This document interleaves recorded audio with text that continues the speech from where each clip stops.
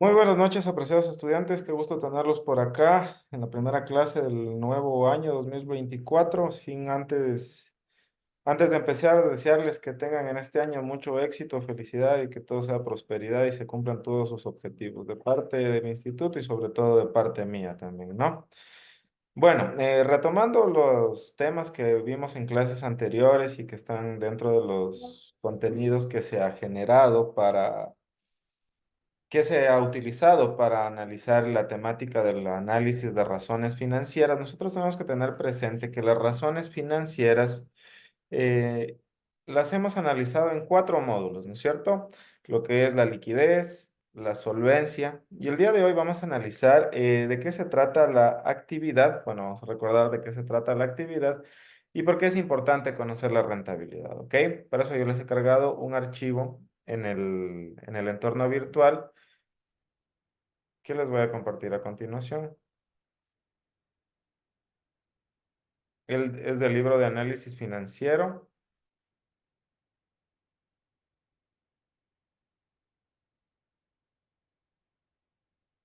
Muy bien. Ahora, nosotros cuando estamos analizando una organización, tenemos que tener presente que no todas las organizaciones funcionan igual, ¿no es cierto? Es decir, que al momento de yo analizar financieramente una empresa que produce autos, no va a tener el mismo periodo de negocio que una empresa que produce pan, por ejemplo. No voy a poder comparar Toyota y Bimbo de igual forma, a pesar de que yo tengo las mismas herramientas y que voy a aplicar las mismas razones para analizar estas dos, yo tengo que tener presente el giro del negocio de todas ellas, ¿no es cierto? Hay empresas que que se las debe comparar obviamente con sus similares del mercado para determinar si es que están acordes a las empresas más top del mercado, las empresas que son referentes para el resto.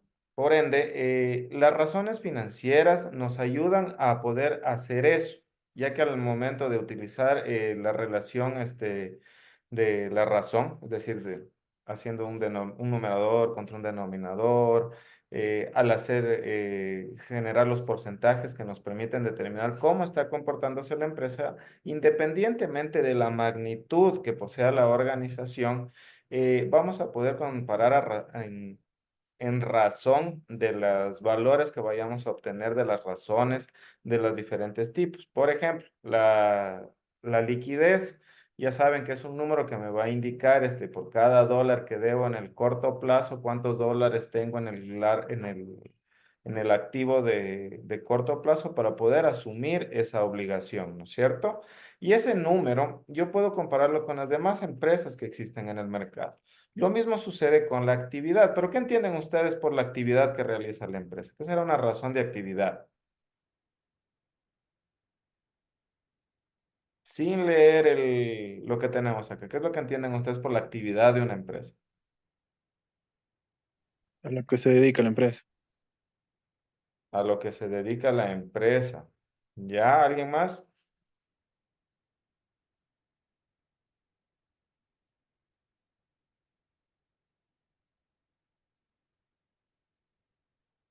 ¿No? Muy bien. Les voy a hacer una pregunta. ¿Qué era la estructura económica de la empresa?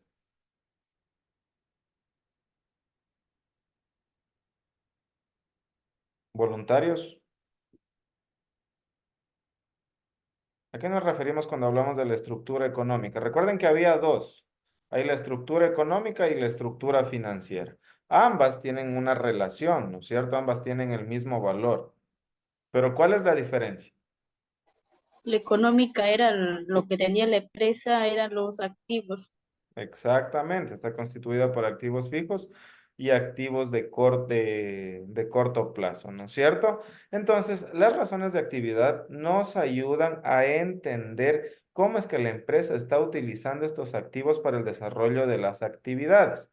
De esta forma, nosotros, para poder determinar esto, primero tenemos que entender qué es lo que significa el periodo de maduración económica, ¿ok? Para esto tenemos que tener presente que nosotros tenemos dos tipos de empresas, las que son de servicios y las que son productoras, ¿no es cierto? ¿Conocen algún otro tipo de empresa?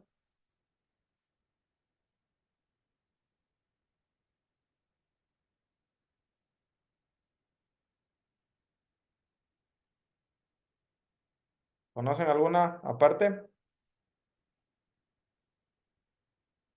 ¿No? Muy bien, continuemos. Entonces, ¿qué es lo que sucede cuando nosotros hablamos del periodo de maduración dentro de una organización? El periodo de maduración, como su nombre mismo lo dice, es un lapso de tiempo en el cual tienen que suceder diferentes situaciones que ayuden a que se conforme este periodo de maduración económica. A ver, si vamos a un ejemplo dentro del ser humano, para que un ser humano se lo considere maduro, ¿qué tiene que haber pasado por su vida? La niñez y la adolescencia. Ya, y si no nació, ¿tendrá niñez y adolescencia? Ah, claro. No, Sí, ¿no es cierto?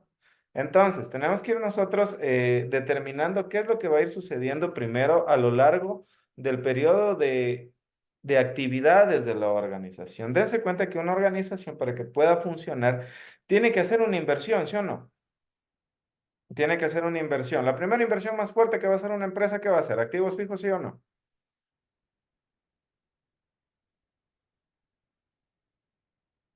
Sí, puede ser, ¿no es cierto? Tenemos también otro tipo de empresas, por ejemplo, las instituciones bancarias tienen que tener un capital muy amplio para poder ponerlo en cartera. Pero este tipo de organizaciones que estamos analizando nosotros dentro del análisis financiero se enfocan más a la parte de comercial, a la parte corporativa, no a la parte bancaria, ya que la parte bancaria funciona diferente que la parte corporativa normal, ¿ok? Entonces, un periodo de maduración económica empieza con el abastecimiento, con el inicio del ciclo. ¿Cuándo nosotros tenemos un inicio del ciclo? En este caso vamos a analizar una empresa productora. ¿Qué tiene que tener la empresa productora para empezar con el ciclo de actividades? la La materia prima. materia prima. A ver, hagamos el ejemplo. Denme un ejemplo de una empresa para ir haciendo el desarrollo de esto.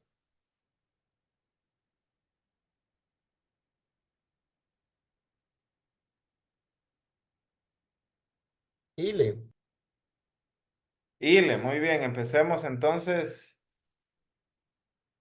ILE es la de los condimentos, ¿no es cierto? Ya, muy bien. Y le tiene varias líneas de productos, ¿no es cierto? Pero todas estas líneas de productos nacen con el abastecimiento de la materia prima. ¿Y qué hace la empresa cuando ya compra la materia prima? ¿Qué es lo que sucede? ¿Será que enseguida ya la comienza a producir o pasa algún tiempo hasta que la comience a producir? ¿Qué creen ustedes?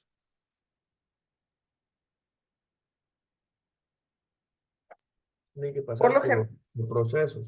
Ya, muy bien. Por lo general, las materias primas se compran al inicio del ciclo. ¿Qué sucede con esta materia prima? Puede entrar a un periodo de almacenamiento. Luego del periodo de almacenamiento de la materia prima, entra en el periodo de fabricación.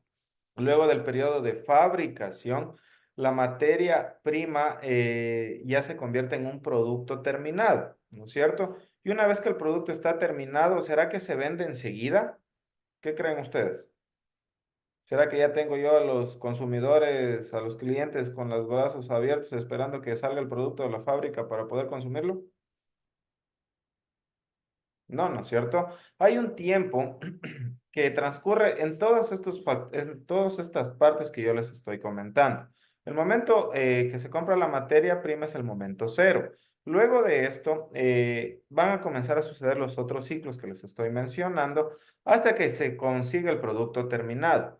Y luego de que el producto está terminado, el producto tiene que venderse, ¿no es cierto? Y una vez que se vende, tiene que cobrarse. ¿Creen que la venta y el cobro suceden en el mismo momento? ¿Por qué no? ¿No? Porque a veces dan para cobrar así como después. Se me fue la palabra. A crédito. En Eso, algunas, crédito. En algunos es inmediato, pago inmediato, en otros es a crédito, como dice En Catherine. otros es a crédito, ¿no es cierto? A ver, entonces, ¿qué sucede si una empresa produce, vende y no cobra? ¿Estará terminando el ciclo de producción, el ciclo operativo? ¿Qué creen ustedes? No, porque no va a tener solvencia ahí con el ingreso de efectivo. No, no es cierto, estoy produciendo para vender y no cobrar, estoy haciendo todo lo contrario a lo que se enfoca el principio financiero, que es generar valor, ¿no es cierto? Entonces, ¿qué tiene que hacer la empresa? Tiene que tratar y procurar que estos ciclos, este periodo de días, sea lo más corto posible para que en el año pueda tener muchos más ciclos de operación, ¿no es cierto? Tenemos que tener presente que en cada ciclo de operación lo que yo estoy buscando es hacer una inversión en materia prima, luego produzco esta materia prima, la vendo, la cobro y al momento de cobrar pues yo ya tengo mi rentabilidad, ¿sí o no? Claro, y entre más ciclos tenga en el año, ¿será mejor o peor? Mejor. ¿No es cierto? ¿Cuántos ciclos quisieran ustedes tener con su empresa? Imaginemos que estamos con una productora que nosotros hacemos... mm, ya cambiamos los productos. A ver, dame un ejemplo de producto.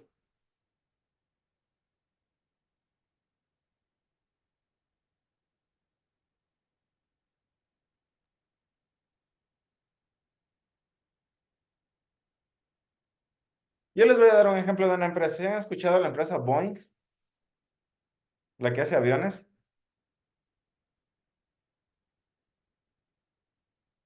No. Bueno, una empresa que hace aviones por lo general en el año tiene un ciclo de efectivo, un ciclo, perdón, productivo. ¿Por qué? Porque en el año produce un avión. Y yo me refiero a estas empresas que son gigantes, que hacen esos aviones que son tipo hotel, donde tienen dos, tres pisos, tienen el bar, tienen la piscina, tienen todo, tienen en ese avión, ¿cierto?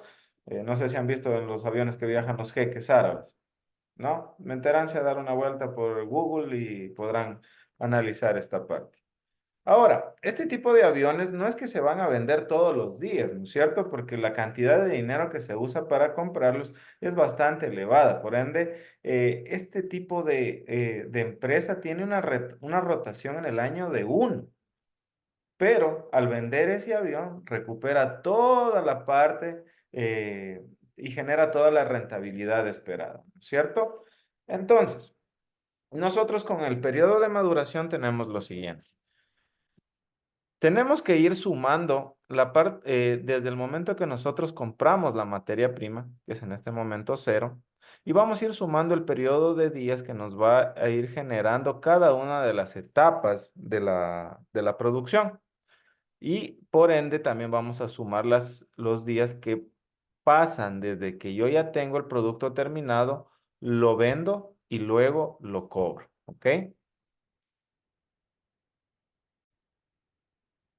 Entonces, analizando el periodo de maduración económica, nosotros vamos a tener lo siguiente, explicado gráficamente es esto. Nosotros vamos a contar con el periodo de aprovisionamiento de las materias primas. Luego va a empezar, perdón, el tiempo de fabricación, que van a pasar X días entre este proceso, y luego vamos a tener el final de la producción, luego vamos a tener el periodo medio de venta y luego el periodo medio de cobro. Ahora, ¿qué sucede con los proveedores? ¿El proveedor será que nosotros le vamos a pagar el RAT ese momento que ya nos da la materia prima? ¿Qué creen ustedes? ¿O será que podremos tener podremos tener un tipo de negociación con él que nos permita pagarle luego de que nos entrega la materia prima? ¿Creen que esto es positivo o negativo?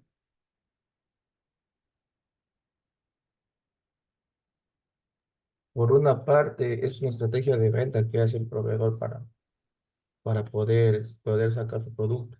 Para tenernos ahí enganchado ya tiene clientes fijos, ¿sí o no? Ya al mes van y cobran.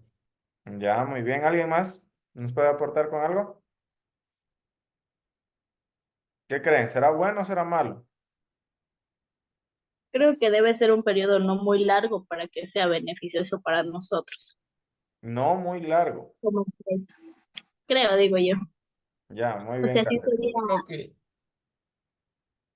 Creo que Ya, dan muy periodo bien. máximo de Ahora 30 les voy a días. explicar lo siguiente. Nosotros tenemos ya tres factores a considerar. Nosotros tenemos el periodo medio de maduración, que es la suma total de los días, ¿no es cierto? De aprovisionamiento, fabricación, venta y cobro. Correcto.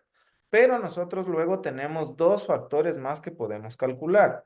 Uno de estos, bueno, este no se calcula porque ya el proveedor mismo nos lo da por sus políticas que mantiene con nuestra empresa, y es el periodo medio de pago, que es el tiempo que nos da como consignación o a crédito, como le quieran decir, la materia prima, perdón, está mal dicho consignación, es el tiempo que nos da el proveedor como un periodo de crédito en el que nos dice, perfecto, llévate la materia prima y de aquí me pagas en unos 30 días o en unos 60 días o en unos 90 días. ¿Ok? Esos son los periodos de maduración promedio que suele existir en el Ecuador. Y cuando nosotros al periodo medio de maduración nos ponemos a pensar y decimos, a ver, entonces yo de un inicio no tengo que invertir dinero, no tengo que utilizar recursos, sino yo voy a tener que utilizar recursos ¿cuándo? No es aquí, sino acá, ¿no es cierto? Porque voy a tener que pagarle a los proveedores, ¿verdad? Ahora, ¿cuándo más tendré que utilizar este dinero? Tendré que utilizar dinero cuando tenga que atender mis obligaciones que se me vienen, por ejemplo, las mensuales, sueldo de los empleados, cuando tenga que atender el costo del arriendo, etcétera, ¿no es cierto? Todas las obligaciones que normalmente se me vienen, voy a tener que utilizar más dinero, ¿verdad? Entonces, el pago a proveedores tenemos que considerarlo como una ayuda que nos está dando el proveedor. Y entre mayor sea el pago a proveedores es mejor. ¿Por qué? Porque va a hacer que el periodo de maduración financiero o el periodo de efectivo también se le considera sea más corto. Por ende, nosotros el nivel de dinero que vamos a tener que utilizar, el periodo de dinero que vamos a tener que estar gastando va a ser menor. ¿Por qué? Porque el pago a proveedores nos va a ayudar a disminuir esa parte. ¿Me hice entender o tienen alguna duda? ¿Me confirman, por favor? Y si es que me entendieron, me reaccionan con una manito arriba para que quede constancia. Lo que entiendo es que en promedio el tema de pago a proveedores se va a efectuar, pues se va a realizar antes de una venta de un producto. Sí, Entonces ahí debería de contar con dinero, si se puede decir propio. exactamente. Pero no es lo mismo que tengas que hacer una inversión en el punto inicial a que tengas que hacerla luego. ¿Por qué? Les voy a dar un ejemplo de lo que sucede con una de las empresas más grandes en el Ecuador, por ejemplo, que es Supermaxi. Supermaxi suele tener periodos de maduración negativos. ¿Qué sucede aquí con Supermaxi? ¿Quiénes son los proveedores de Supermaxi? Los que les dan algunas líneas, obviamente, las tiene Supermaxi, pero tiene otros proveedores que le dan el producto y Supermaxi le dice, perfecto, pero yo no te voy a pagar ahora, te voy a pagar de aquí en unos 30 días. Imaginemos que Supermaxi, por el nivel de cadena que es, puede vender esos productos no pasados los 30 días, sino que puede venderlos a los 5 días. ¿Qué significa eso? Que nosotros, imaginemos que somos Supermax, y ya mi proveedor me da los productos y él me dice que yo le pague en 30 días. Yo voy a tomar los productos de él, los voy a vender en 5 días y eso significa que yo ya recuperé la inversión que hice y además de eso tengo mi rentabilidad. ¿Y qué puedo hacer? Porque todavía me falta tiempo para poder atender esa obligación que tengo con mi proveedor. ¿Puedo comprarlo una vez más, sí o no? ¿Verdad? Entonces, yo puedo hacer varios ciclos económicos en esta parte. Puedo hacer 6 ciclos económicos antes de pagarle la primera vez que me dio mi proveedor los productos, ¿no es cierto? Entonces, entre mayor sea el periodo medio de pago, es decir, la cantidad de tiempo que me da mi proveedor para pagarle, es mucho mejor para mí como organización porque no voy a tener que atender esa obligación de manera inmediata. ¿Estamos claros hasta ahí, chicos? Muy bien.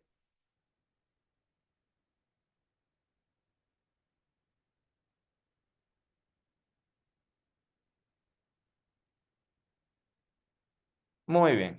Entonces, ¿cómo nosotros tenemos que trabajar con esta parte? Nosotros tenemos un periodo de rotación de inventarios que le maneja aquí. El periodo de rotación de inventarios, no se confundan, es la suma del aprovisionamiento y fabricación, ¿ok? Porque es el periodo que nosotros vamos a tener inventariado nuestro producto. Y luego ya viene el periodo de cobro, que en este caso son las cuentas por cobrar, ¿ok? Estamos, y eso quiero que tengan claro para luego realizar los cálculos. Uno está trabajando con los inventarios y el otro está trabajando con las cuentas por cobrar. De esta manera los vamos a poder identificar en el balance general, ¿ok? ¿Por qué? Porque luego ya vamos a analizar otro tipo de fórmulas, ¿sí? Pero lo que nos dice esto es que nosotros tenemos que al periodo de rotación de inventario sumarle el periodo promedio de cuentas por cobrar y tenemos que restar ¿qué? El periodo que nos dan nuestros proveedores de crédito, de facilidad para no atender inmediatamente eso que les debemos. Entonces, de esa forma nosotros vamos a determinar el ciclo financiero o ciclo del efectivo, que son exactamente lo mismo. En este caso, nosotros tenemos un periodo de rotación de inventarios de 174. Significa que pasan 174 días desde que la empresa se aprovisiona y los fabrica hasta que los vende. Luego vamos a tener un periodo promedio de las cuentas por cobrar, que van desde que se vendieron hasta que las cobré, 126 días. Hasta ahí, ¿cuál sería el periodo de maduración?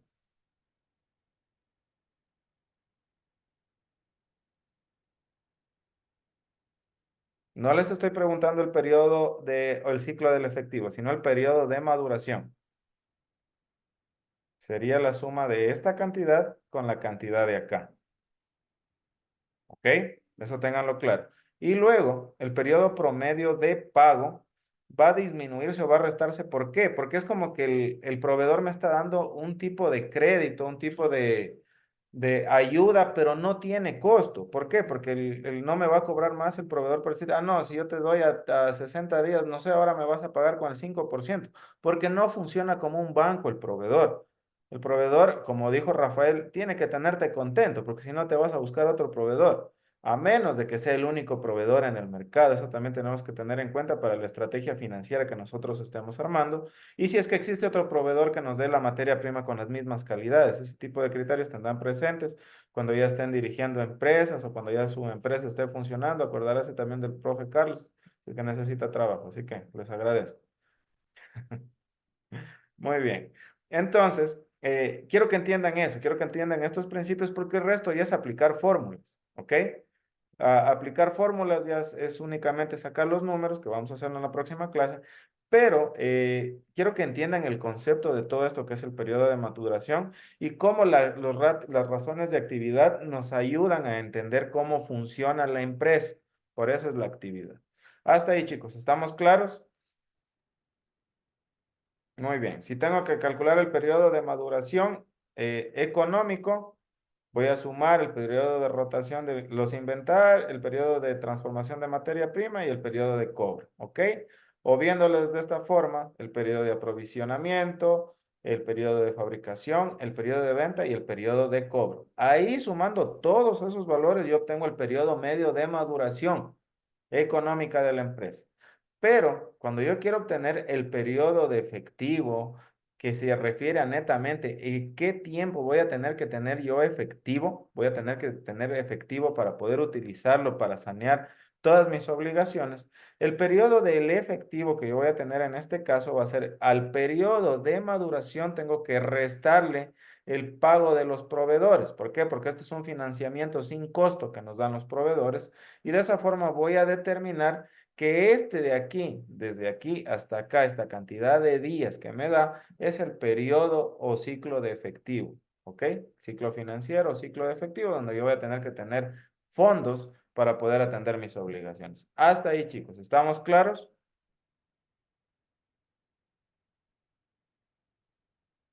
Darwin entendió, muy bien, gracias. El resto, Michael, Rafael, Catherine, Johan, Julio.